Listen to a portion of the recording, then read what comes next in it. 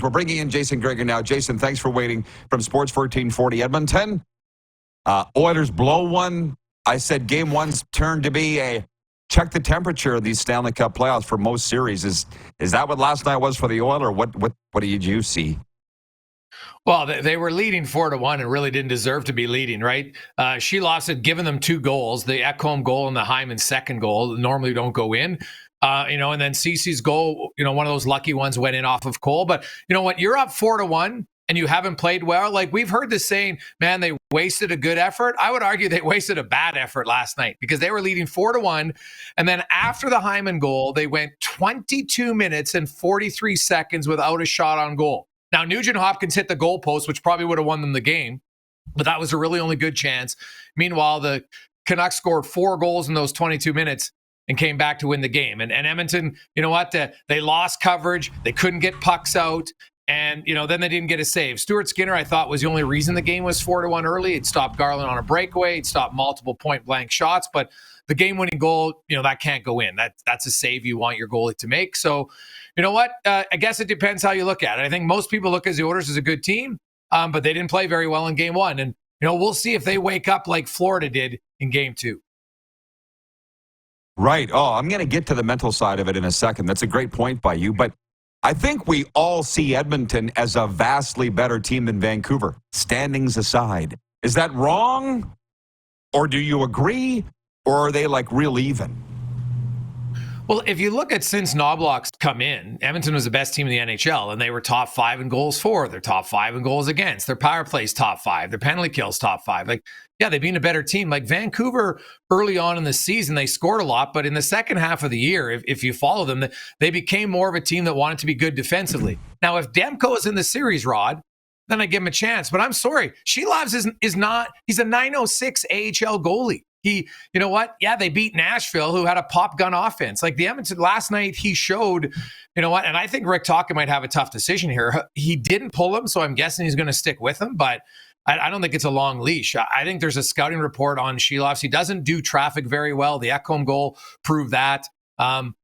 Edmonton should be able to win simply because they don't have as good of a goaltender in Vancouver, but they got to play better. Vancouver works hard. Rick Tocchet gets his team to show up and they don't quit. They got a lot of belief in them. And you know what? This should be a big wake-up call for Edmonton. We'll see how they do. That was one of the quietest nights I've seen from McDavid in the playoffs. The forwards outside of Hyman had 4 shots on goal, 5-on-5 in 48 minutes. Nurse and Cece got to play better. Like you go find me the player you would say, wow, I thought they played really well for Edmonton, and it would be a really short list. First game all year, if I have this right, McDavid didn't have a shot on goal. I was driving back from the game here. I didn't see it. So what did the Canucks do to shut him down? Well, Edmonton didn't have a lot of offensive zone time, number one. I think that was a big thing. They just, they didn't get into a lot of rhythm, really, for the Oilers. Edmonton, I felt they were physical at times on Hughes, but I don't think Edmonton, they're a puck possession team. I don't think they worked hard enough in winning some battles to maintain possession. They looked rusty at times, Rod. They're passing early in that game. Like they would have guys up ice and they're missing stretch passes. And now it's an icing play. And they just never really got into a flow. Like they scored that first power play goal. And like I said, they were up 4-1. Like, I'm sorry, even though you're not playing well, there should have been so much excitement on the bench when Hyman scores. Said, guys, we're up 4-1 here. We haven't really played very well. Let's just finish this. We only got 26 minutes to go. And it didn't happen. They sat back. They didn't attack. McDavid mishandled the puck a lot last night, which is like, I know he's fighting something. I don't know what it is, but it's clear at times like hey, he's still a great player, but last night he wasn't bad, but he never really put Vancouver on their heels, which normally he'll do 2 or 3 times a period to opposing teams. I have other questions that I'm dying to get to with you, and time's limited, so your take on Sheldon Keefe being fired. There is a notion they need more Western Canadian boys. Your nephew is one that they have, and Morgan Riley's another. So what do you think about this move by the Leafs today?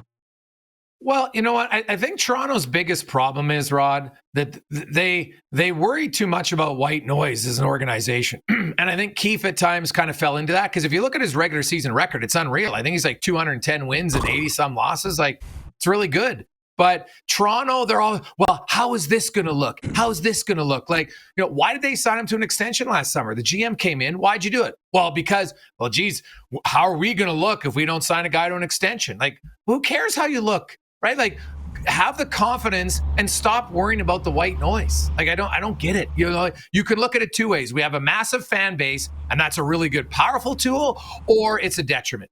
You choose how you want to look at it, and they seem to look at it as more of a detriment, which makes no sense to me. You got the largest fan base in the league. They're massively passionate. They die for a win. God, like, hell, they would die for 2 playoff wins right now. So I'm not surprised by it. I thought they had to make a change, and they're going to have to make more change. You can't just blame the coach. He doesn't play the games. Wonderful answer. And that's the thing I admire about Ken Holland and Edmonton. All these hot point issues that he's brought in Andrew Vander Kane, brought in Corey Perry, fired Woodcroft, demoted Jack Campbell. They've all turned out. He didn't care what anybody says, right? He's doing his thing. So far, so good. And I got to ask you about Sports 1440. I feel connected to you because Kevin Karius is like family to me. Looks like it's going really, really well. Tell me about it if you don't mind.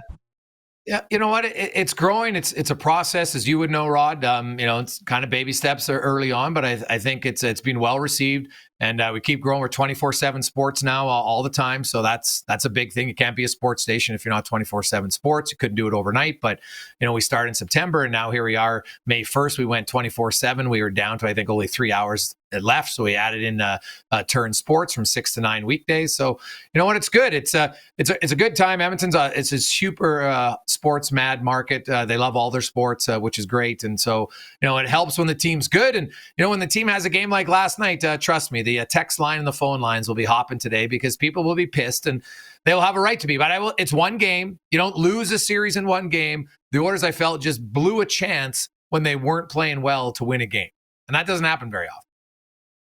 Yeah. Well, you got to get over it. And by the way, you and I both love the CFL, so give me a quick hot take on the Elks, please. And Chris Jones. Well, you know what? And I like Trey Ford, but I think having an experienced veteran quarterback can help them. I do like their offensive coordinator much better starting this season. I think they'll be way more aggressive. Chris Jones, I'm still leery of how many hats he wears. I think history has shown that too many hats doesn't lead to success for him.